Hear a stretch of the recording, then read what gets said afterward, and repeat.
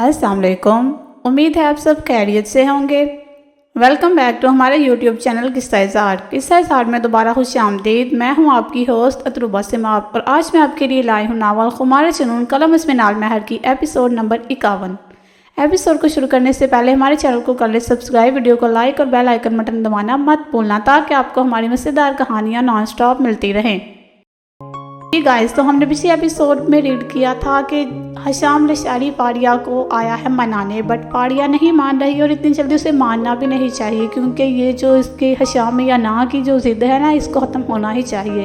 तो चलिए नावल को आगे से जानने के लिए चलते हैं नावल की तरफ। माहा के इकरार पर घर में शादी की तैयारियां ज़ोरों शोर से जारी थी। सालिम के पैर ज़मीन पर नहीं टिक रहे थे। उसका दिल बार बार खुदा के हुजूर सजदा रेज़ हो रहा था। मोहब्बत को महरम बना लेने की खुशी उसके चेहरे पर झलक रही थी। आहान को फ़ोन करके वो अपनी शादी की इत्तला दे चुका था, मगर उसने कहा था कि वो बाकी तफसीलात उसके आने पर बताएगा। मगर वो इतना बता चुका था कि उसकी शादी माहा से हो रही है और वो बहुत खुश है। उसको इतना खुश देख आहान कुछ पल के लिए अपनी टेंशन भूल ही गया था। सारिम ने उसे जल्द से जल्द आने का कहा था, जिस पर उसने भी हामी बड़ी थी। फारिया का दिल मुतमिन था। जो मुकाम वो चाहती थी वो मिलने चाह रहा था। उसे इन लोगों से कोई शिकवा नहीं था। उसकी सोच से बढ़कर सबने उससे प्यार दिया। फायसा बेगम उसके खाने पीने नीस हर चीज़ का ख्याल खुद रख रही थी। अगर किसी से शिकवा शिकायत थे तो वो सिर्फ और सिर्फ हशाम से। वो इससे बेहद नाराज़ थी, जिसकी नज़रों में उसके वजूद की कोई अहमियत नहीं थी। फारिया बेटा, आपका सामान आ गया है, देख लो बच्चे, किसी और की चीज़ की ज़रूरत तो नहीं। हमने आपसे कितना कहा कि सालिम और माहा के साथ जाकर अपने पसंद की चीज़ ले लो, मगर आपने इनकार कर दिया। हमें बिल्कुल अच्छा नहीं लगता जब आप यूँ उदास उदास रहती हैं। वो सारा सामान बेड पर रखवाती हुई बोली। ऐसी कोई बात नहीं आंटी, मुझे वाकई ही जिस चीज़ की ज़रूरत होगी मैं मांग लूँगी, मगर यहाँ तो सब कहे बगैर पूरा हो रहा है। मुझे कुछ मांगने की ज़रूरत ही नहीं। वो मोहब्बत से उनके हाथ थामती हुई बोली। उसके इतनी इज्जत देने पर फायसा बेगम नहाल हो गई। हशाम ने बहुत गलत किया आपके साथ, बिल्कुल माफ़ ना करना उसे, हम आपके साथ हैं। उसका हाथ थाम गई। मुझे यकीन नहीं आ रहा आप हशाम की मामा होते हुए मेरे साथ और उनके खिलाफ हैं। मुझे बिल्कुल यकीन नहीं आ रहा मैं इतनी खुशकिस्मत भी हो सकती हूँ कि कोई मुझसे इतनी मुखलिस मोहब्बत भी करेगा। वो आंखों में आई नमी को बहने से रोक रही थी। जो सही है हम उसके साथ हैं। यहाँ आप सही और हशाम गलत है तो झुकना भी उन्हीं को होगा। तब तक माफ़ ना करना जब तक घुटनों के बल झुक कर तुमसे माफ़ी न मांगे। उनकी बातों पर रोते हुए हंसती। इस धूप छाँव से मंजर को देखकर फायसा बेगम ने मन ही मन उसकी नज़र उतारी। उन्हें मैं बिल्कुल भी माफ़ नहीं करूँगी, कितना रुलाया उन्होंने मुझे। हशाम के जिक्र पर उसका चेहरा खुद ब खुद सपाट हो गया। तुम्हें पता है हमें शुरू से एक बेटी की ख्वाहिश थी, मगर तुम्हारे आने से यह हसरत भी हकीकत में बदल गई है। वो उसका माथा चूमती हुई बोली। सारिम घर वालों से इजाज़त लेकर उसके साथ शॉपिंग करने आया था। वो वक्फे वक्फे से एक मोहब्बत भरी नज़र उस पर डाल लेता। उसकी नज़रों की गुस्ताखियों से वो मुसलसल घबरा रही थी। सारिम क्या है, तंग मत करे।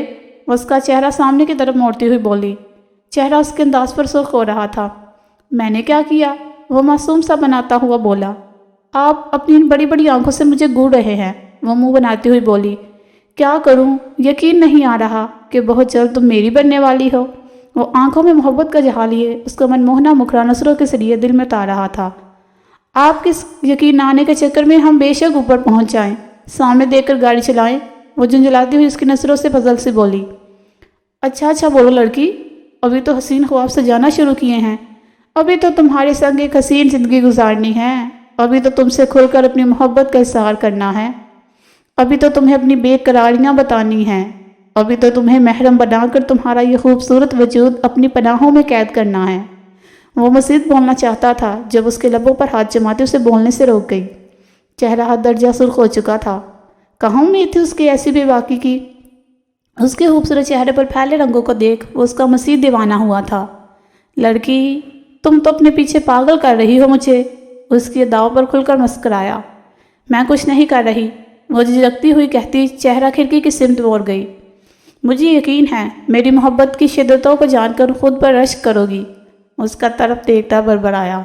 माहा ने उसकी बात बखूबी सुनी थी। माहा को यकीन ना आया किस्मत ऐसे भी मेहरबान हो सकती है कि चंद पल में काया पलट गई। उसे इस पल यूँ महसूस हो रहा था कि जैसे वह शाम की खौफनाक कैद से निकलकर सारिम की मोहब्बत की दुनिया में कैद हो गई हो, और उसे ये कैद बेहद अजीज़ थी। वो इस प्यारे से शख्स की पनाहों में हमेशा के लिए कैद रहना चाहती थी। واقعی وہ انسان محبت نبھانا جانتا تھا، اس کی حاضر اپنی محبت سے دستبردار ہو گیا تھا، مگر شاید خدا کو اس کا یہ عمل اتنا پسند آیا تھا کہ اس کی محبت اس کی جولی میں ڈال دی گئی تھی۔ واو گائز، کتنا لکی ثابت ہوا سارم ماہا کے لیے۔ فائنلی سالم کو ماہا مل گئی اور ماہا کو سالم مل گیا۔ اب ان دونوں کی محبت مکمل ہو گئی۔ چلے دیکھتے ہیں باقی ہمارے کپلز کی لائف میں کیا چل رہا ہے، اس جاننے کے لیے چلتے ہیں ناول کی طرف۔ احان اپنی پریشانی بلائے سالم کے گاؤں جانے کی تیاری کر رہا تھا۔ شیری بیگم اس سے بات کرنے کی غرض سے اس کے کمرے میں موجود تھی۔ احان، میری جان، کچھ بات کرنی تھی۔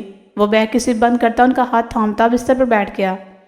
جی ماما بولیے، ان کے کندھے پر سر رکھتا ہوا بولا۔ میں دیکھ رہی ہوں میرا چاند کچھ دنوں سے مرجھا سا گیا ہے، اپنی ماما کو نہیں بتاؤ گے؟ اس کے گنے بالوں میں انگلیاں چلاتی ہوئی بولی۔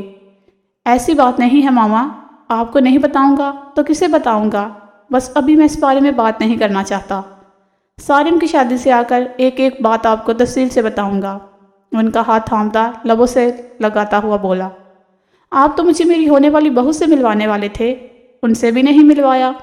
ان کی بات پر اس کے چہرے پر ایک رنگ آ رہا تھا، ایک جا رہا تھا۔ ان کی سوالیہ نظریں اب بھی اس پر ٹکی تھی۔ ملوا دوں گا، وہ بستر سے اٹھتا لاپرواہی سے چیزیں ادھر ادھر کرنے لگا۔ شیری اسے دیکھ کر رہ گئی۔ میرو اور یزدان واپس گھر کے لیے نکل چکے تھے۔ یزدان کا دل تو بالکل نہیں کر رہا تھا، مگر داچان کے بلانے کی وجہ سے واپس جا رہا تھا۔ وہ خود بھی یہی چاہتا تھا کہ جلد سے جلد وہ مکمل طور پر اسے اپنی دسترس میں لے لے۔ اس دفعہ وہ کوئی غلطی نہیں کرے گا۔ آخر کار ایک طویل سفر کے بعد ان کی گاڑی حویلی کے آگے رکی۔ اس نے محبت بھری نظر اس پر ڈالی تھی، جو سر سیٹ کی پشت پر ٹکائے نیند کی وادیوں میں گم تھی۔ اس کا دل ہی نہ کیا اسے جگانے کا۔ میرو، میری جان، اٹھ جاؤ، اس کا گال تھپتھپاتے ہوئے بولا۔ میرو نے مندی مندی آنکھیں کھول کر اس کی طرف دیکھا تھا۔ ہم پہنچ گئے؟ وہ نیند سے بڑی آنکھیں اس پر ڈال کر بولی۔ ہاں میری جان، یزدان نے ذرا سا جھکتے اس کے ماتھے پر بوسہ دیا تھا۔ میرو سیٹ بیلٹ کھولے اترنے لگی، جب اسے وہی بیٹھے دیکھ کر پوچھ بیٹھی۔ آپ اندر نہیں جائیں گے؟ اس کی طرف مڑتی ہوئی بولی۔ میں تھوڑی دیر تک آتا ہوں، کچھ کام ہے، تم جاؤ۔ شاباش، اس کا گال تھپتھپاتا ہوا بولا۔ جلدی آئیے گا۔ وہ اس کے گال پر بوسہ دیتی دروازہ کھول کر اندر گم ہو گئی۔ یزدان نے حیرانگی سے اس کی حرکت کو دیکھا، پھر بڑی دلکشی سے مسکرا دیا۔ جی فائنلی یزدان بھی میرو کو لے آیا گھر، تو کیا آپ داچان کروا دیں گے میرو کی رخصتی یزدان کے ساتھ، کہ یزدان کو اب بھی دینے پڑیں گے کچھ امتحان؟ یہ جاننے کے لیے چلتے ہیں ہم اپنے ناول کی طرف دوبارہ۔ ماہا فون کو کان سے لگائے اس کے متوقع ری ایکشن کے بارے میں سوچ رہی تھی۔ دوسری طرف سے فوراً ہی کال پک کر لی گئی۔ السلام علیکم، کیسی ہو نشوہ؟ وہ کال پک ہونے پر فوراً اس پر سلامتی بیچتی ہوئی بولی۔ وعلیکم السلام، بے وفا عورت، مجال ہے جو تم نے ایک دفعہ بھی بول کر فون کیا ہو۔ دوسری طرف سے نشوہ کے شکوے شکایت شروع ہو چکے تھے۔ ذرا اس تیز لگام کو آرام دو اور مجھے بھی بولنے کا موقع دو، ماہا نے تنزیہ انداز میں اس کی چلتی زبان پر چوٹ کی۔ نشوہ اس کی بات پر منہ بنا کر چپ ہو گئی۔ جلد سے جلد پہنچ، تجھے نہیں پتا تیری اکلوتی دوست کی شادی ہے؟ بندہ ہفتہ 10 دن پہلے آ جاتا، مگر نہ، مجال ہے جو تجھے ذرا بھی فکر ہو۔ ماہا شکا کرتی ہوئی بولی۔ تم بڑا چہک رہی ہو کہ اپنا وہ کزن پسند آ گیا، یا اس نے محبت کا اظہار کر دیا؟ نشوہ اس کی کھنکتی آواز کو سنتی ہوئی بولی۔ بس یہی سمجھ لو، ماہا کی لجائی سی آواز گونجی۔ ویٹ، کیا کہنا چاہتی ہو؟ چلاک لومڑی، تمہارا کزن تمہاری اس معصوم سی شکل پر فدا ہو گیا۔ افسوس ہی کر سکتے ہیں اس بیچارے کی قسمت پر جو تمہاری اس بھولی صورت کے جال میں الجھ گیا۔ یہاں کیسے رو رہی تھی کہ شادی نہیں کرنی بلا بلا، اور اب دیکھو کیسے چہک رہی ہو۔ نشوہ دانت پیستی ہوئی بولی۔ تمہارے لیے سرپرائز ہے، جلد سے جلد پہنچو، وہ اسے تجسس میں ڈالتی ہوئی بولی۔ نہیں، میں انتظار نہیں کر سکتی، ایک ایک بات ابھی جاننی ہے۔ نشوہ کی جھنجھلائی سے آواز گونجی۔ بالکل بھی نہیں، جب آؤ گی تبھی پتہ چلے گا، بائے، ماہا کہتی ہوئی کال کاٹ گئی۔ نشوہ ہیلو ہیلو کرتی رہ گئی۔ نشوہ نے کان سے موبائل ہٹا کر سامنے کیا، کال کاٹی جا چکی تھی۔ اس کی حرکت پر وہ دانت پیس کر رہ گئی۔ یکدم سے اس کے چہرے پر بکھری مسکراہٹ سمٹ گئی۔